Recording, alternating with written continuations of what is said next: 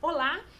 Hoje mais uma aula sobre enfermagem cirúrgica e nós estaremos falando sobre dois assuntos. Primeiro, a organização do centro cirúrgico e depois estaremos falando também sobre posições cirúrgicas. Então, vamos lá para a gente não perder tempo.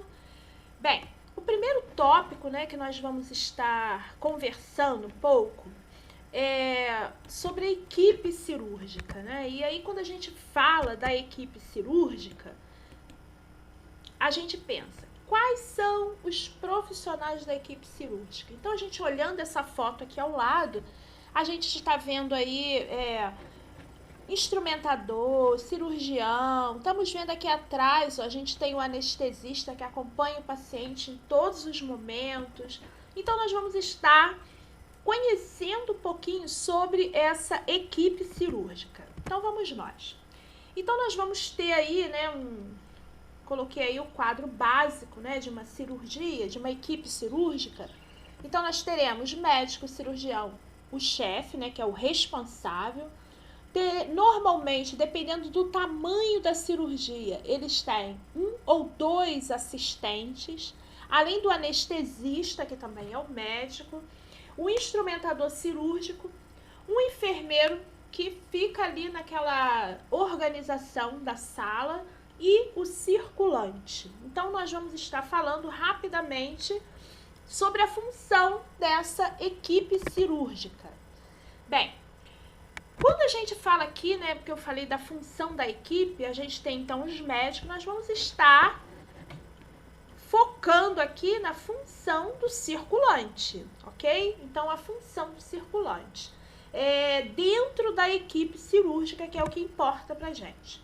Bem, primeiro, receber o plantão. Então, é ele que recebe o plantão de um outro colega.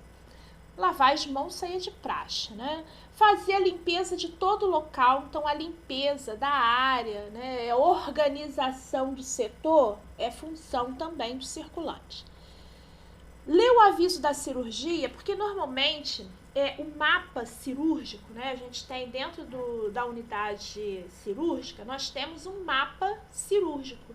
Então, nesse mapa, nós vamos encontrar qual sala, então, se é um centro cirúrgico com 8 salas, por exemplo.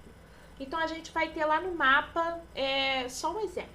Sala 1, cirurgia de esterectomia, o nome da paciente, Andréia, não sei o quê, e o médico, o cirurgião responsável. Então, isso daí a gente tem o mapa cirúrgico. De cada sala, o horário. Se tem uma cirurgia que vai começar a seguir, então eu tenho uma cirurgia programada para 8 horas da manhã na sala 1. E aí eu tenho uma outra programada para 10 horas na sala 1. Então vem a seguir e por aí vai, sala 1, sala 2. Então, dentro da unidade cirúrgica, a gente vai ter um mapa. E esse mapa que vai orientar qual médico que vai entrar, qual material que vai precisar. Então, é uma coisa bem movimentada, A gente tem aí um fluxo bem grande dentro do centro cirúrgico. Então, esse aviso de cirurgia, às vezes é um mapa que a gente tem, que fica anexado, Ele é confeccionado pela enfermagem. O médico, ele é obrigado a comunicar ao centro cirúrgico o horário, o dia, a hora, quem é a equipe, qual material especial que ele vai precisar. Às vezes ele quer uma pinça especial, às vezes ele quer um afastador especial, então ele precisa uma caixa com instrumentais especiais, então ele precisa notificar com antecedência, não é ele chegar agora, vamos lá, é agora, não.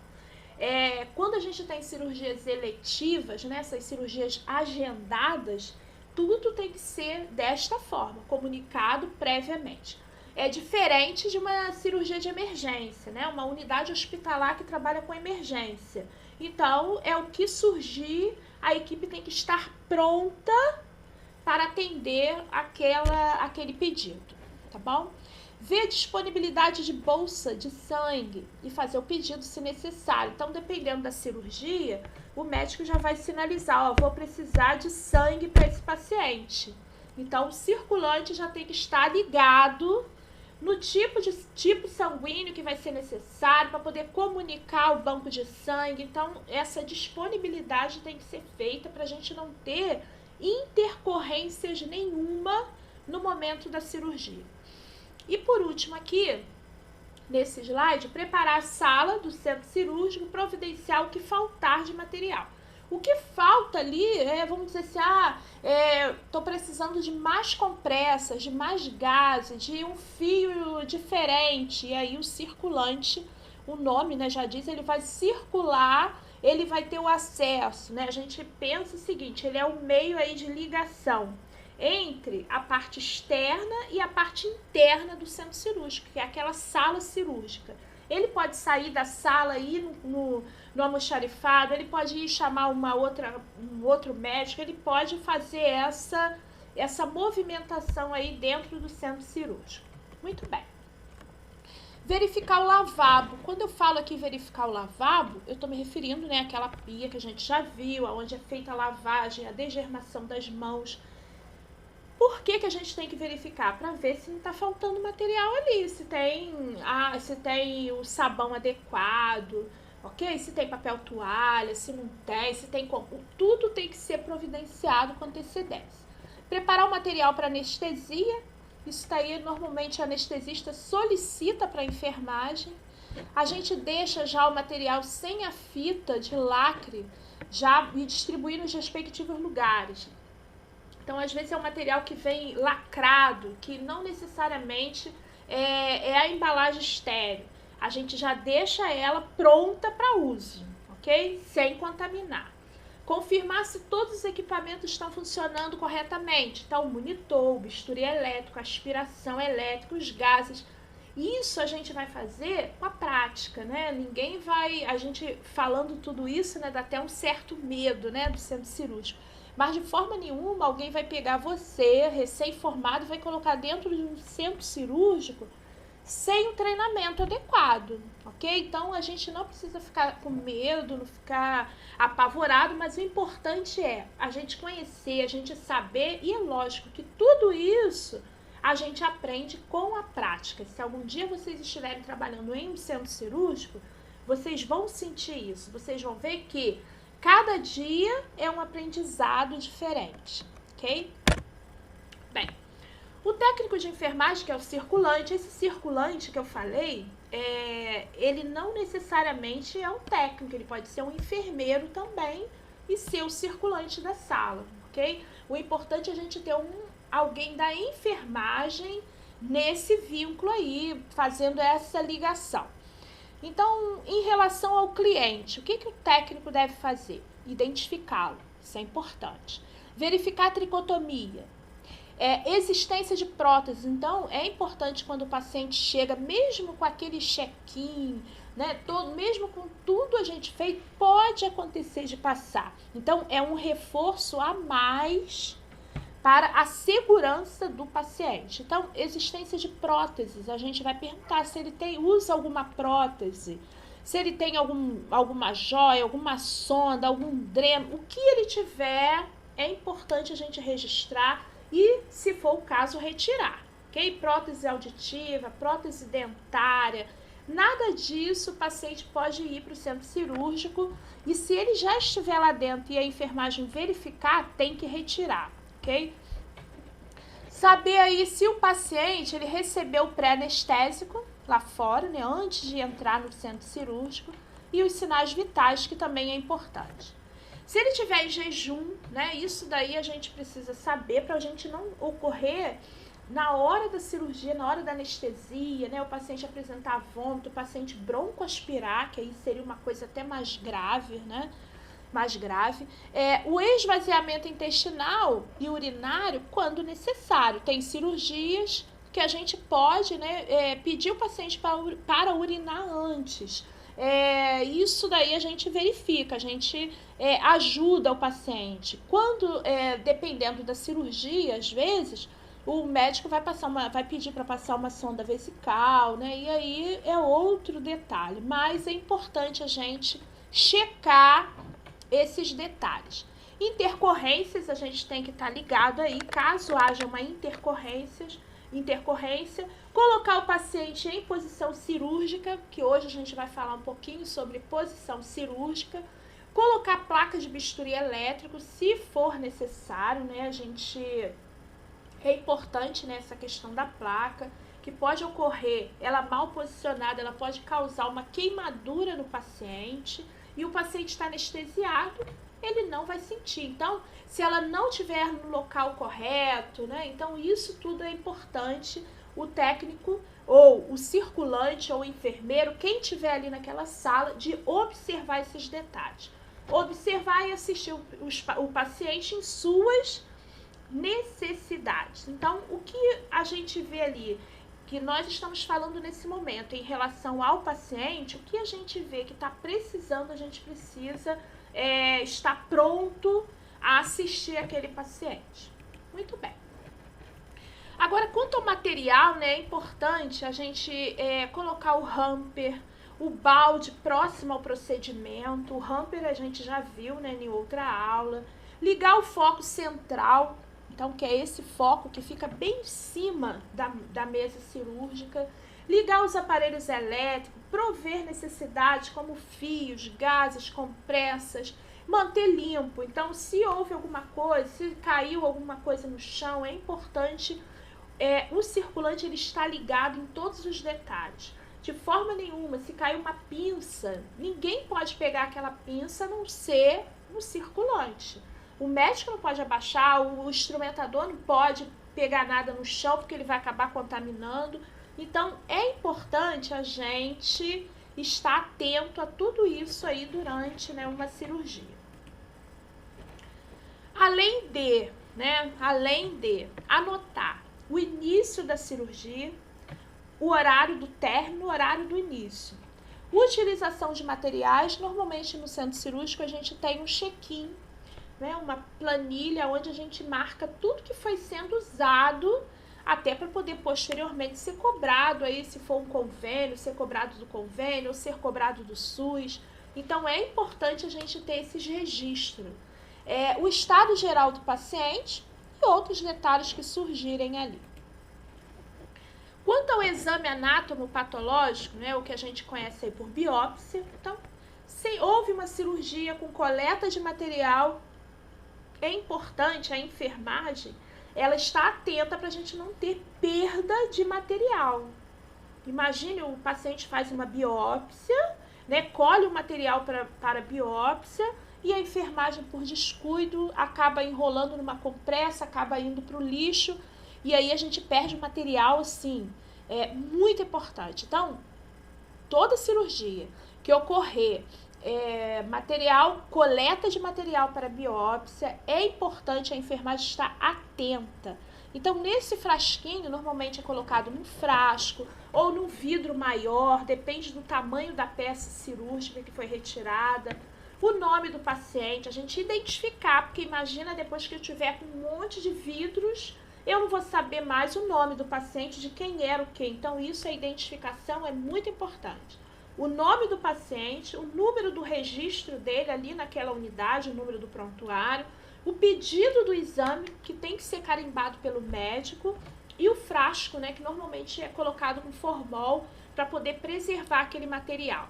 Então, esse cuidado aí é importante da equipe de enfermagem. Sempre que a gente tiver uma coleta de material para biópsia, é importante aí esse cuidado todo, ok? Muito bem, vamos para o próximo tópico, que é posições cirúrgicas. Bem, a gente vai estar falando um pouco, né, rapidamente, até porque muitas dessas posições vocês devem ter visto já em semiologia. Então, quando a gente fala em posições cirúrgicas, né, qual seria, vamos pensar aqui, qual seria o principal objetivo das posições cirúrgicas? Primeiro, uma boa exposição do local e um acesso, uma facilidade no acesso ao campo cirúrgico. Facilitar a execução do ato cirúrgico seria um outro objetivo. Então, imagine se o cirurgião ele tem que fazer uma cirurgia abdominal e a gente coloca o paciente em decúbito ventral ou a gente coloca o paciente em decúbito lateral. Não. Então, de acordo, né, com a cirurgia, a posição cirúrgica ela deve ser colocada.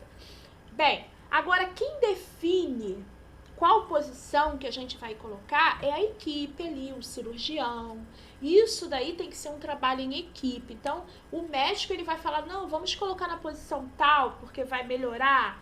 E aí a gente vai ver que a escolha vai caber a ele, né? E a gente vai observar que o anestesista, ele tem que se adequar, tem que se ajustar àquela posição. Porque às vezes, pensem comigo, um paciente que precisa de uma anestesia geral, então ele tem que ser entubado. E aí, a posição cirúrgica tem que ser de decúbito ventral, né? Decúbito ventral. E aí, como é que vai ser? Né? O anestesista ele vai precisar manusear aquele paciente naquela posição. Então, a prioridade é o cirurgião. E a gente vai se adequando, né, àquelas necessidades. Ok? Bem, outros critérios aqui, a gente tem a facilidade do movimento respiratório. Então, não é a posição qualquer, né? A gente tem que estar atento. Será que o paciente vai respirar bem naquela posição? Será que eu não vou estar comprimindo algum vaso sanguíneo, algumas terminações nervosas daquele paciente? Então, se isso acontecer, eu preciso proteger aquela área. Eu não posso deixar um membro superior pendente, né? Uma perna pendente da mesa. Não pode. Então, a gente precisa, né? Esses critérios aí para o posicionamento vão depender, né, do momento, da posição melhor, mas cabe à enfermagem ir ajustando a posição. Então, se é uma posição que eu tenho que manter uma perna suspensa, eu preciso de um apoio para aquela perna. Então, a gente, quando pensa em posições cirúrgicas, muitas das vezes o paciente ele vai para aquela posição já anestesiado. Então, quando ele vai acordado, ele consegue falar alguma coisa. Não, tá ruim, não tô conseguindo respirar. Mas quando ele já vai anestesiado, a gente já vai encontrar uma dificuldade. Então, a gente precisa estar atento a esses detalhes também. Bem, aqui eu coloquei alguns materiais de suporte para a cirurgia. Então, a gente vai observar aqui a mesa cirúrgica. Observe que a mesa ela é totalmente articulada. Então, a gente posso abaixar essa parte, posso levantar do meio, posso virar. Muitas das vezes a gente consegue lateralizar a mesa dependendo da posição cirúrgica. Então, a gente observa que a mesa ela é articulada. Então, pode ser necessário uma braçadeira para a gente apoiar o braço do paciente, coxins, né, que são essas espumas para a gente proteger, protetores, travesseiros, perneiras quando a gente tem que suspender a perna do nosso paciente. Então, a gente precisa das perneiras. Então, isso daí são alguns materiais que a gente pode chamar de acessórios que vão dar suporte para a mesa cirúrgica. Coloquei aqui rapidamente, né, algumas posições. A de decúbito dorsal, que vocês já sabem, que é chamada de supina. E aí a gente tem algumas cirurgias que são usadas, abdominar, neurológica, ortopédicas. Todas essas, o paciente fica nesta posição aqui, que é a posição dorsal. Temos a de Trendelenburg, que é uma posição onde a gente abaixa a cabeceira da cama, né? Então, observe que o paciente ele fica nesta posição aqui. Em cirurgias abdominais, cirurgias ginecológicas pode ser feita assim, ou vasculares. A Trendelenburg reverso, observe que aqui a gente abaixou, né, os pés da maca, né, a parte inferior da maca, enquanto essa daqui ficou suspensa. A Trendelenburg apenas, só Trendelenburg, a gente abaixa a cabeceira. No caso do Trendelenburg reverso, a gente abaixa os pés da cama.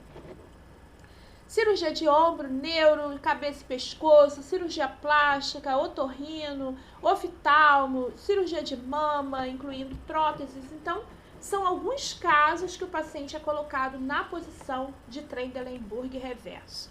A posição litotômica, né, ou posição de litotomia ou ginecológica, ela é utilizada em cirurgias ginecológicas, obstétricas, cirurgia de reto, de hemorroidas, de bexiga, cirurgias onde o cirurgião precisa acessar a parte ali do períneo, né? A região pélvica ali embaixo, a parte do períneo. Então, ele vai utilizar, vai pedir que a gente posicione o paciente nesta posição. A posição de Fowler, que é essa posição aqui quase sentado, né? Normalmente em neurocirurgias, né? Cirurgias da cabeça, mas aí com todo suporte, né? A gente pensa que precisamos dar o melhor conforto para aquele paciente no pós-operatório, ok?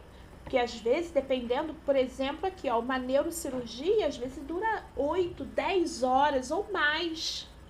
Imagine o paciente naquela mesma posição por 10 horas. Então, o pós-operatório dele acaba sendo muito doloroso, né? A parte muscular. Então, a gente precisa dar apoio, a gente precisa proteger as proeminências. Então, para poder a gente dar um suporte melhor para o nosso paciente.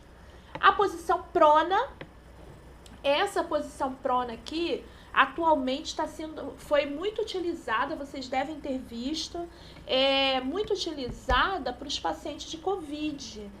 Uma posição prona, onde o paciente no centro cirúrgico ficava nesta posição. E é importante, né? Bastante utilizada, por quê? Porque nesse caso aqui, a compressão do tórax era diminuída. Então, se o paciente estava com comprometimento pulmonar, quando a gente mantém ele nesta posição, a gente dá um alívio para a parte pulmonar. Então, a gente viu aí bastante na mídia a posição prona nos pacientes de COVID. E, em alguns casos de cirurgia de coluna vertebral, até de neurocirurgia, de calcânio, né, essa parte aqui, neurocirurgia na região posterior, né, a região ali da nuca, então o paciente fica na posição prona. Muito bem.